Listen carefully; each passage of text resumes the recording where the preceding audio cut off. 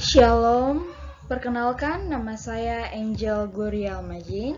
Saya dari Universitas Patimura Ambon, program studi pendidikan guru sekolah dasar. Kali ini saya akan menjelaskan mengenai materi pendidikan agama Kristen.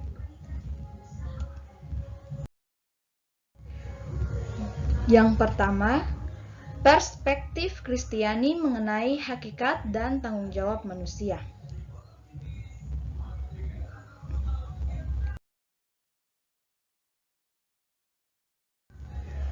Hakikat manusia menurut kesaksian Alkitab. Dilihat dari Kejadian 1 ayat 26. Manusia diciptakan sebagai makhluk mulia. Yang pertama, dengan manusia, Allah membuat rencana penyelamatan. Allah menghendaki supaya manusia dapat menyelamatkan, menjaga, memelihara, melestarikan ciptaan Tuhan. Allah melengkapi manusia dengan akal, perasaan, dan kehendak. Yang berikut, manusia diciptakan segambar dan serupa dengan Allah. Segambar dan serupa dengan Allah lebih menunjuk pada relasi manusia dengan Tuhan. Tanggung jawab secara teologis. Tanggung jawab adalah tanggungan yang harus dijawab seumur hidup dan jawaban yang harus ditanggung seumur hidup. Jawaban-jawaban yang akan terus tertanggung di pundak kita seumur hidup adalah dalam bentuk ketaatan dan kesetiaan. Yang berikut bentuk-bentuk tanggung jawab manusia. Yang pertama, tanggung jawab terhadap diri sendiri. Yang kedua, tanggung jawab terhadap sesama. Yang ketiga, tanggung jawab terhadap keluarga. Yang keempat, tanggung jawab terhadap masyarakat. Yang berikut, tanggung jawab terhadap gereja. Dan yang terakhir, tanggung jawab terhadap Tuhan. Kita masuk pada materi yang kedua, yaitu perspektif Kristiani mengenai ketuhanan. Pengertian agama. Secara etimologis, istilah agama diambil dari dua kata, yaitu a berarti tidak dan gamma berarti kacau. Jadi, agama berarti tidak kacau, sebab agama mengatur hubungan manusia agar tidak kacau.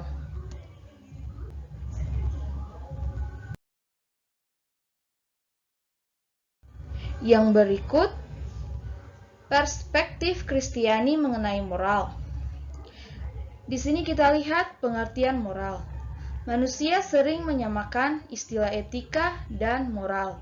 Kedua istilah ini dianggap memiliki kesamaan arti karena menunjuk pada perbuatan atau tingkah laku manusia.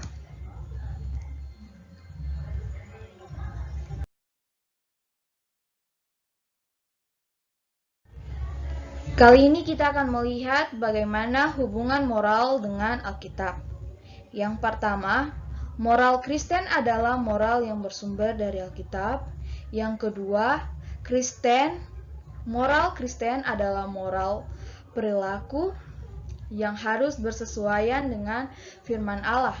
Yang terakhir, norma yang menjadi acuan penilaian bagi moral Kristen adalah Alkitab.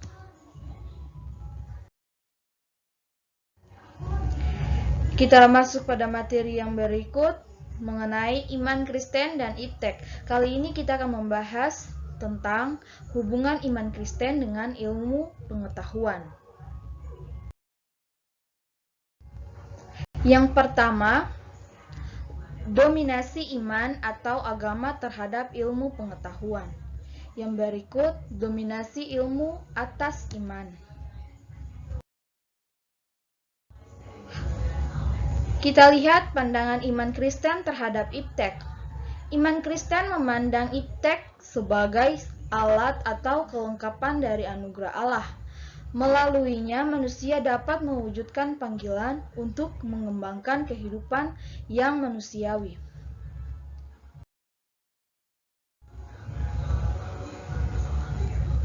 Materi yang berikut ialah perspektif Kristiani mengenai politik.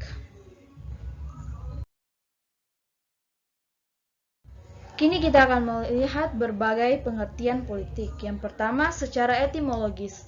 Istilah politik berasal dari bahasa Yunani, yang artinya polis dan politeia.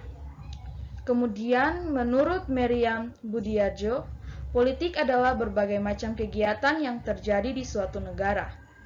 Dan yang terakhir, menurut Ramlan Surbakti, politik adalah usaha-usaha yang ditempuh warga negara untuk membicarakan dan mewujudkan kebaikan bersama.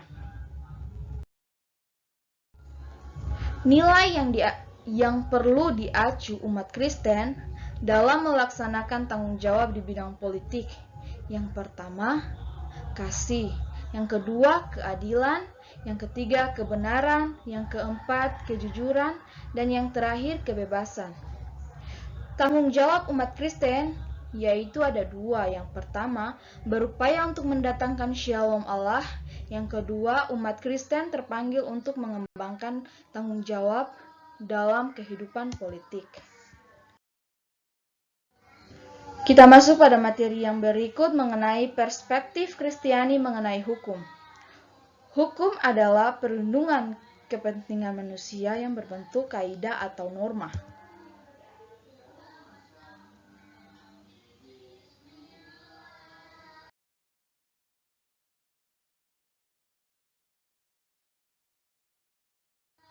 Kita masuk pada materi yang terakhir mengenai kerukunan hidup antar umat beragama. Jadi di sini ialah suatu situasi hidup bersama di mana di dalamnya tercipta kedamaian, ketentraman, kebahagiaan, tidak ada lagi konflik atau pertentangan kepentingan antar warga masyarakat. Baiklah, sampai di sini dulu ya penjelasan saya mengenai materi tersebut. Terima kasih. Shalom.